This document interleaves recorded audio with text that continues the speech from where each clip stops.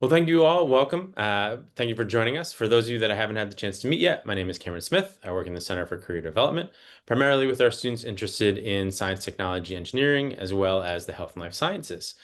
In this series, we look to connect with alums that are in unique careers, willing to kind of talk about their experience and the opportunities to connect with them and learn a little bit more about the roles that they have. So today, I have the pleasure of being joined by Isabella Bella, who's going to tell us a little bit more about herself, what it is that she does on a day by day.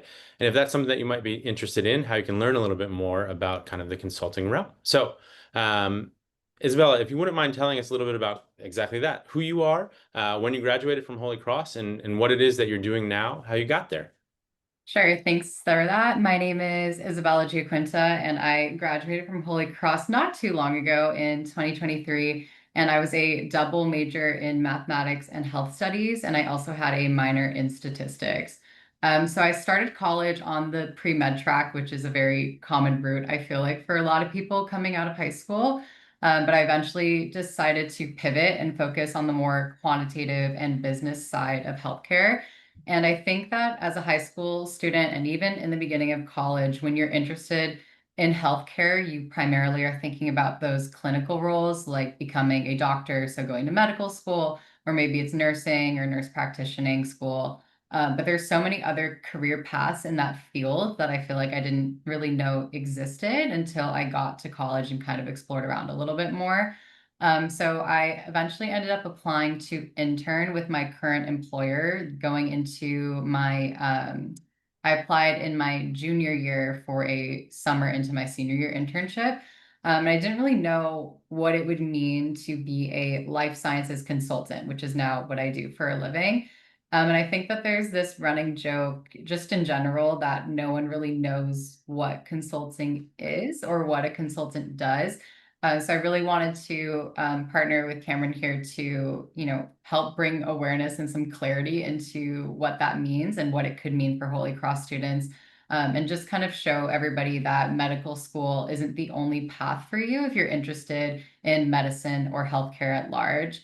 And then after interning the summer before my senior year, I accepted a full-time role to come back in the following fall, which makes senior year very nice and smooth sailing. And I just celebrated my 2-year anniversary there at Lumanity, which is where I work. That's wonderful. Well, congratulations to you on the anniversary. Thank you. That joke is a running joke here as well. Um, would you be able to tell us a little bit more about sort of like what is really life science consulting, and maybe on an even more kind of micro level, what is it that Lumanity does? What do you do? Yeah. So I think taking a step back at a really high level, life sciences and consulting is about helping clients. So pharmaceutical and biotech companies, sometimes also nonprofits that work in like the healthcare field. So really just helping them make smarter decisions as they develop and try to bring new medicines and therapies to patients. And that can mean a lot of different things, like figuring out how a drug should be priced or what patient population it makes the most sense to focus on for development, how to design a clinical trial, how to position a therapy against competitors. So lots of different topics to be covered. But at the company specifically, our work spans across the entire drug development process. And what I mean by that is we don't just focus on products that are already in clinical stage development. We'll work in things as early as what they call like preclinical phase, or even discovery stage, where you're trying to pair a certain scientific technology out of a lab to something much larger. So we go from the very beginning to the very end. So, post FDA approval, helping with, launch support, all that type of stuff. And within Lumanity, we kind of cover a lot of bases. So we have several different teams, focused on like health economics research, market access. We have medical affairs, which is kind of like a separate division from like commercial strategy. And then we also have a team that's specifically dedicated to improving patient outcomes. And the team that I'm part of is more of our strategy and insight consulting division. And if you think about kind of your quintessential consulting job, so maybe think like an MBB, like a McKinsey, Bain, BCG, like kind of your quintessential consulting jobs, is more closely aligned with the division that I'm in at Lumanity. So that more like commercial strategy and insights division. Okay. And then in terms of like work I do on a day-to-day basis, I think my favorite part about my job is that it is project-based. And the cool thing about that is no two projects are the same. And sometimes you're really knee deep in the science and, reading academic research papers all day. And then other days it's about understanding the competitive landscape. So that's like pulling different assets and looking at company websites, looking into investor decks, and trying to, get a grasp of what the future landscape in a disease could look like. Other times it's about the commercial business strategy. So it's like, how do you actually launch this when you get approved by the FDA? How do you get this drug in the hands of patients? Is kind of how we like to frame it. So when people ask me, what do you do on a daily basis or what kind of work do you do, it's a pretty wide range. But I can just speak a little bit to the types of projects that we tend to work on and ones that I've worked on a consistent basis since starting 2 years ago. So an example that I kind of already mentioned here is like a go-to-market strategy. So helping a company figure out how to successfully bring a new therapy to patients. And then we also do things like indication prioritization, which could happen, definitely earlier when they're trying to figure out, like, okay, we have this drug and this is its methodology and mechanism of action. Where does it make sense for me to develop? So basically, advising our clients what disease areas or patient populations make the most sense to pursue first as like the quote unquote lead indication. And then once that is approved, there's always like follow-on indications where it makes sense to go in based on like the scientific rationale, or if there's like high unmet need in smaller patient segments. Usually after you get through that initial FDA hurdle, you can then go after like other subgroups. And then another thing that I really like to do, and this is kind of like my favorite type of project, are the due diligence assessments. And in these, we help investors or pharmaceutical companies evaluate whether they should move forward with like a potential acquisition or if they should go into a partnership with like a smaller biotech company or even like a smaller pharma company. Or again, like sometimes in other instances, like nonprofits that are willing to like invest money into a certain asset that is in their pipeline. Patient advocacy groups are like another example of a type of organization that our clients tend to partner with. Mhm. And then, of course, you get into the really more like commercial side, which is like market access and pricing strategy. So, getting a drug approved doesn't really mean anything if patients can't access it. So, that's another kind of arm of the work that we do and much more. Wow. Okay. Okay.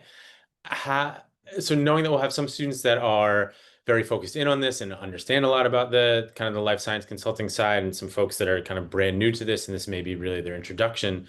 What is it that sort of, and maybe you can expand on some of these pieces you just talked about, that makes Lumanity different and really makes kind of Lumanity stand out? Yeah, so I think a lot of at least the trends, even just a few years ago before COVID, a lot of the life sciences consulting firms were kind of these like boutique consultancies. Hmm. So what I mean by that is like your company A and you specifically work on market access. And then there's company B and you specifically work on competitive pipeline analyses and trying to gauge the level of competition for your clients. And then maybe there's a company C that works on like mergers and acquisitions. So I think what makes us different and what our value proposition is that we're not that. We're not just one type of consultancy. We're not only focused on launch strategy or market access or even like medical communications. We're kind of a one-stop shop for everything.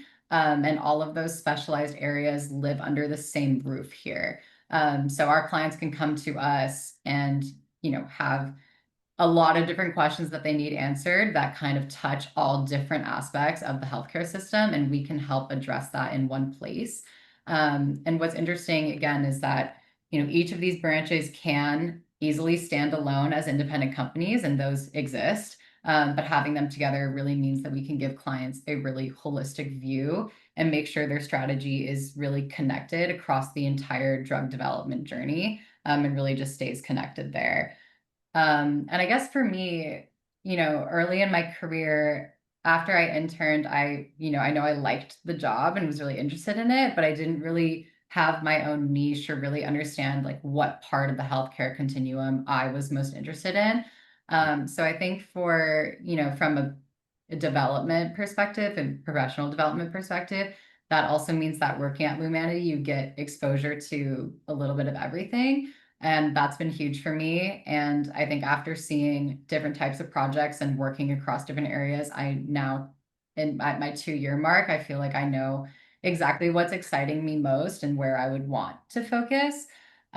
So I do want to note that at Lumanity, like you're not required to ever specialize. There's a lot of value in not specializing.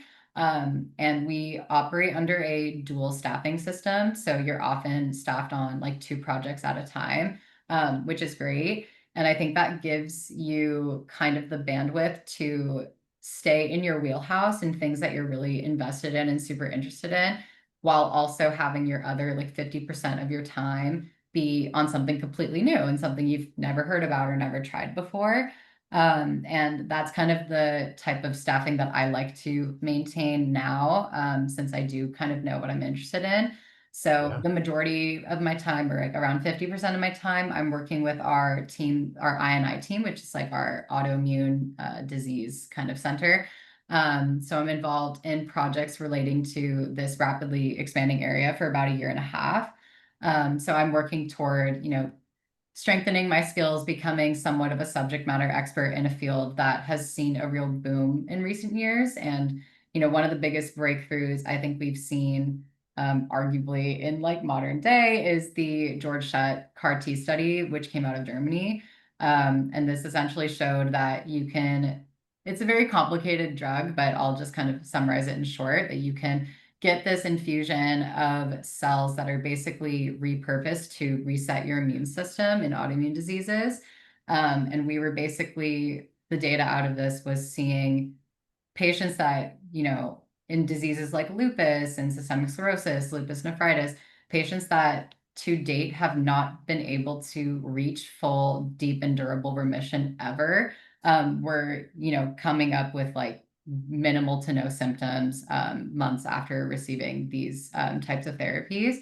Wow. I didn't even know what a CAR T cell therapy was when I started the job. And, now it's like something I didn't even know existed is now something that I personally want to spend the majority of my time in and I find to be super interesting.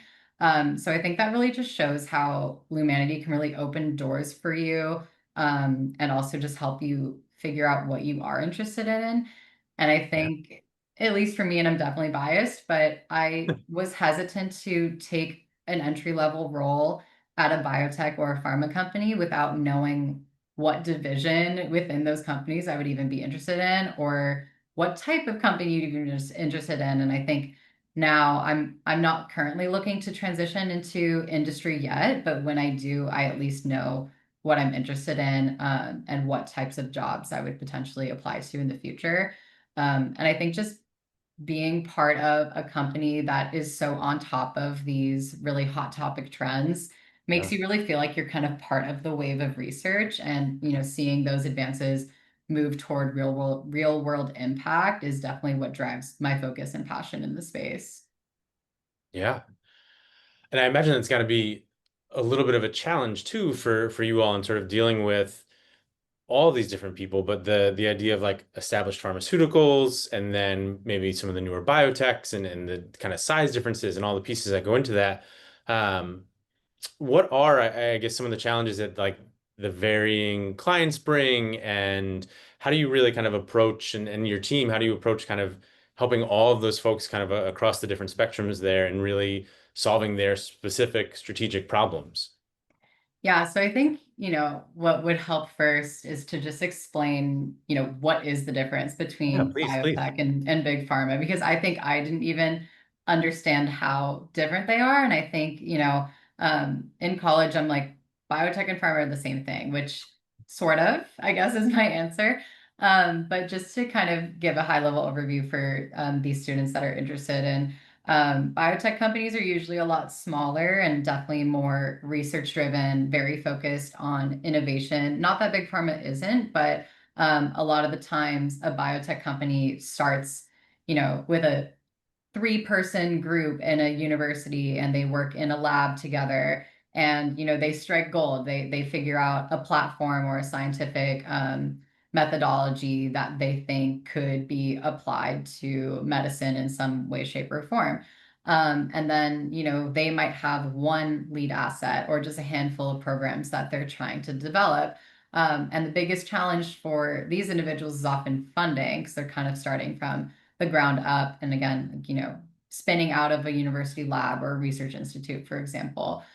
So a lot of the times the work that they need to do is show investors or potential partners that, hey, what we're creating is differentiated, it's special, and our science is strong. And, importantly, it's also commercially viable because I think a lot of the times in biotech, there are really fascinating scientific ideas that don't always translate into something that you could actually develop and get into the hands of patients. So part of our job is really trying to connect the dots for them. And, I've been on projects where, you have to say, hey, like this science is really cool and definitely at the forefront of things, but we need to kind of go back to the drawing board before you try to go into like your Series A funding because we need to figure out how do you translate this into something that you could manufacture at a large scale and actually get into the hands of patients.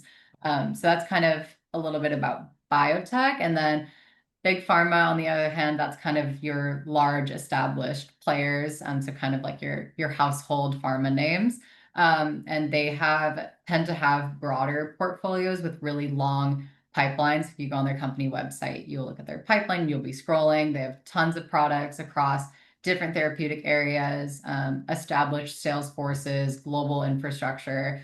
And their challenges are usually less about does the science work and more about how do we keep our foot in the market? How do we maintain market share?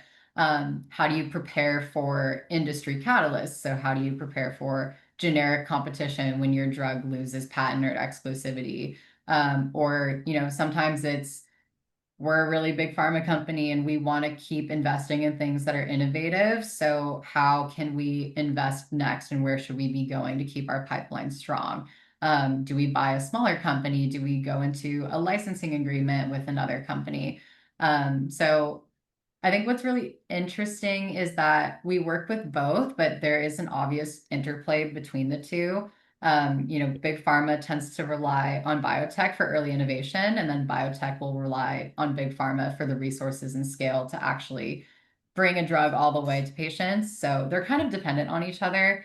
And again, at Lumanity, I'm grateful that we get to work across the whole spectrum. So I've Yeah. worked with clients where it's me, my team within Lumanity, and then maybe two clients, and that's it. That's like their entire company.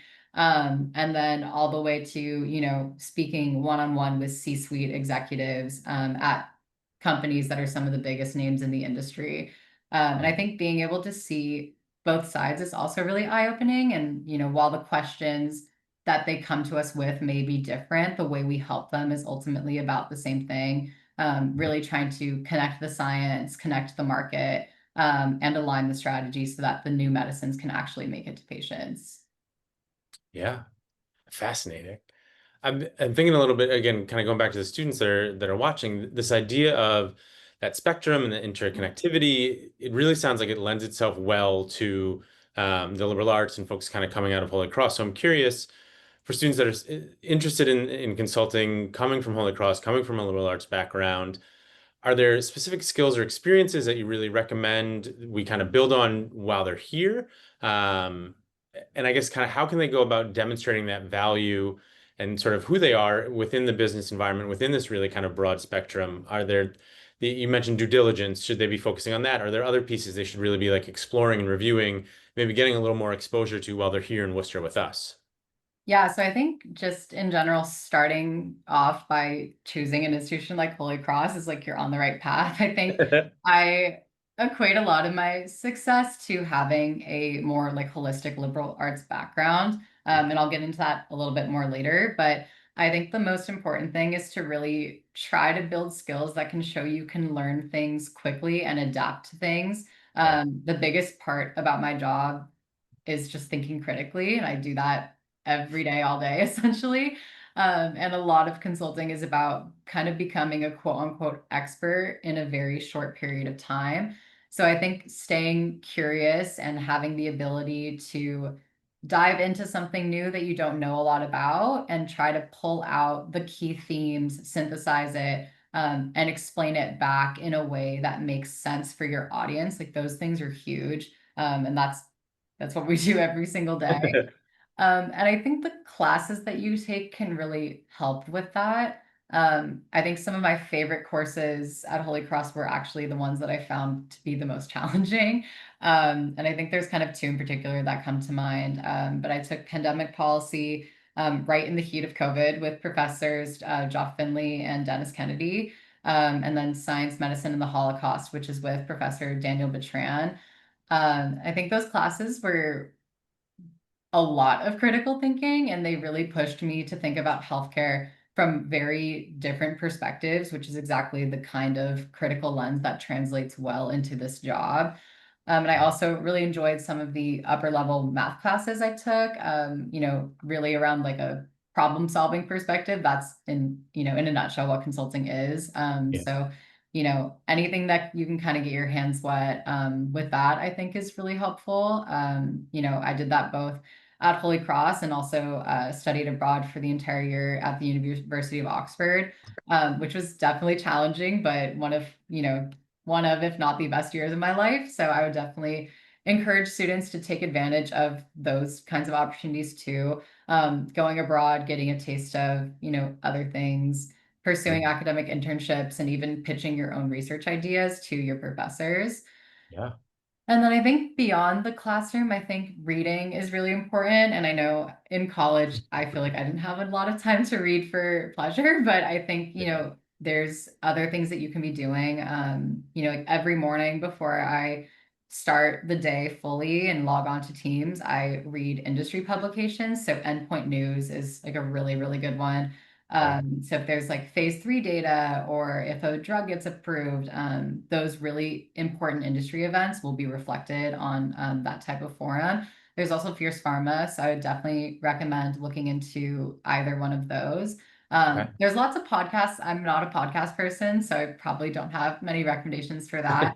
And then for books that give you kind of a window into the industry, my two favorites are How to Change Your Mind by Michael Pollan and The $1 Billion Molecule by Barry Worth. So those are two good ones if you do happen to have time in between homework and exams and stuff like that.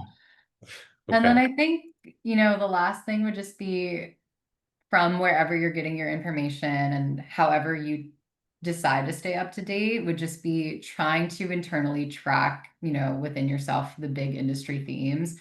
So like GLP-1s have kind of taken the world by storm. So the next thing is like, okay, how do we explore these beyond diabetes and obesity? Or like psychedelics are making a big comeback in the psychiatry and addiction treatment, or my focus area, how are cell and gene therapies pushing toward curative approaches in diseases where we haven't been able to cure people ever.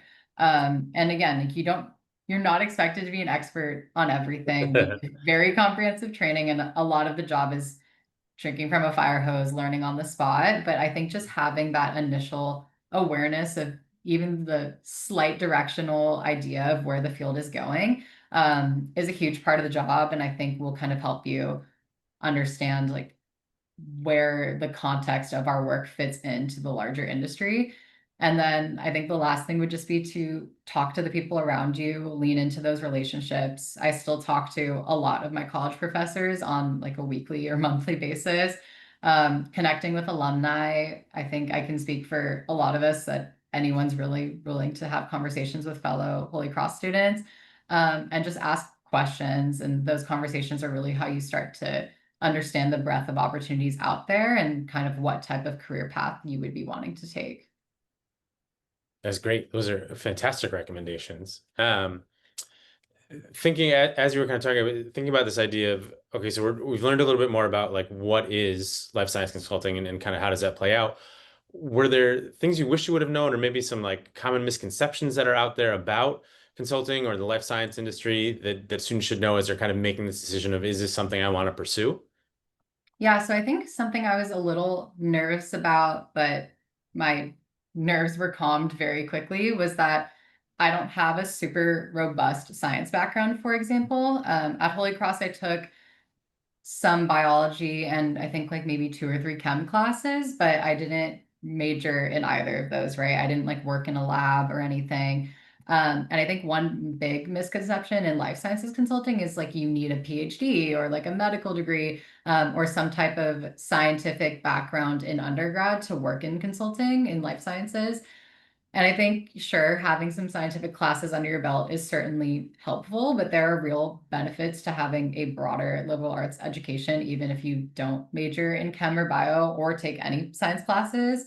And I think for me, taking classes that weren't just in science gave me the perspectives that I use every day in my job. So understanding, what's the business side of healthcare? How do economics play a role? What are the ethical trade-offs? Or, how does policy shape patient access? And all of that is just as important as understanding the underlying science itself. And there are times where you have to get in the weeds for the science, but that really just if you can like read a scientific paper, like you're okay. And there's going to be people around you that do have PhDs and that are brought in specifically for certain tasks because they're the experts in that field, right? Mhm. So it's definitely not a necessity and it will not hinder your growth potential at Lumanity either. Like you don't need to have another degree under your belt or you don't have to be a science major to like be promoted and like work your way up the corporate ladder. So I think that was something I was worried about, but would not, that's definitely not something that is actually a problem. And then I think the other one is that I think there's the misconception that all pharma is like evil big pharma, which is fair from certain lenses, but what I see every day in my job is so different from that. A lot of the work we do is really focused on like how do we fill the unmet medical needs and how do we help patients who don't yet have any effective treatment options or who might be underserved by the current system. And you really don't have to be a doctor to make an impact in healthcare. And I think that's something I didn't really understand when I was younger. But I think seeing the tangible ways that the work we do supports patients is one of the things that I love most about the job. And I think that like keeps us all, it's like a humble reminder that like the work we do is actually, you know, going to impact people. And I think it's cool to see that. And we're definitely reminded of that impact every day. I mean, there's projects where you interview patients for an hour and you interview like 20 of them for a project. And you ask them types of questions like, okay, like what do you feel like you're missing in terms of your treatment? If you could say something to the pharma industry, what would you say? What do you feel like, you know, where is the healthcare system like making things harder for you? Like how would you suggest like we try to improve this, or what would you be looking for in a new treatment? Or sometimes like for even just like in more commercial side of things, like investor conversations, it's like what is the actual patient journey? Like where do they start their care? Are they then referred out? Do they then go to a specialty center? And really just understanding like how patients move from A to Z and really understanding what they go through and how a therapy can make a difference for them is something that we talk about every single day. So I think that's kind of like the other misconception that people may have. Yeah. And that aligns so well with not, I mean, the liberal arts piece to some of the answers earlier, but the Holy Cross mission and they're trying to do good and be good in the next step, I think is a really natural fit there. Yeah, Um, definitely. Curious a little bit about, and you kind of talked about the internship program earlier and that being sort of your foot in the door at Lumanity. Can you tell us more about that summer internship program and the role that you're still getting to play with it now and what that would look like for students still interested in this? Yeah, so our summer internship program is a 10-week in-person paid experience. And It is based in our Boston office in Seaport on Summer Street, which is a great location. Yeah. We, at least for the past few summers, we like our interns to come into the office like 3 days a week. So usually targeting Tuesday, Wednesday, Thursday, which is kind of when the office is the most busy. Yeah. But also wanting to still give people the flexibility on like Monday and Friday if you wanted to work remote or, like go stay with your friends on the Cape, for example. You could like bring your laptop with you and whatnot. Yeah. Um, but in terms of the actual program itself, beyond the logistics, I think what's really unique about the program that we've put together is how much we treat our interns like full-time employees. And what I mean by that is you're not doing busy work or you're not working on something that will like never see the light of day. We actually staff you guys on real projects and you even get to, be in the room for those client calls. We basically just treat you guys like full-time summer employees. And we also make an effort to match our interns with projects that they're interested in or spaces that they may be interested in. So you can definitely, kind of explore the things that are most interesting to you. And what we usually will do is we'll send out like 1 or 2 surveys ahead of the program start date, just so we can kind of match like your background and your interests with some of the projects that we have coming in the pipeline when the summer starts. And then outside of the work, we also do a weekly intern event, which is not just for the interns, it's with the entire firm. So it's a really good opportunity for you guys to network, meet different people. We've done like the F1 arcade in Boston. We've gone on like a duck boat tour. We've done cooking classes, pottery. So lots of fun social events. Yeah. And then there's also a big professional development component to it as well. So when you start, you'll be paired with a intern advisor, which kind of mirrors our coaching and professional development model that we use for our full-time employees. And I actually started as an intern myself and then accepted full-time. Since then, I've really enjoyed being able to lead the program for the past 2 summers. And our application is currently live and would be more than happy to chat with anybody that's interested about applying, or just wants to, talk about the application process and, kind of how to put your best foot forward. I mean, I'm always looking for more Holy Cross people to join. We've had a Holy Cross intern this past summer who has accepted a full-time offer to come back. We also have someone that was not an intern, but another Holy Cross student that will be starting full-time at Lumanity in January. So That's looking to great. kind of build that Holy Cross roster. So, happy to connect with any of you guys through the Career Center, but also you can just search me up on LinkedIn and message me there. Well, fantastic. Well, I would echo that I would love the pathway and the roster to grow. It sounds like a fantastic program, an unbelievable company. And I think anyone that has the opportunity to get to spend a summer or kind of work with you professionally would just be very, very fortunate. So, as am I. We're grateful for your time, for talking through all of this, for explaining so many of these misconceptions, but also kind of really creating a clear pathway to be able to kind of get a foot in the door with consulting and kind of with this realm. So. Bella, we appreciate you so much. I'm sure that your LinkedIn will be very busy over the next couple of weeks, but we Thank look you so forward to much. that. And thank you. Can't thank you enough. Thanks.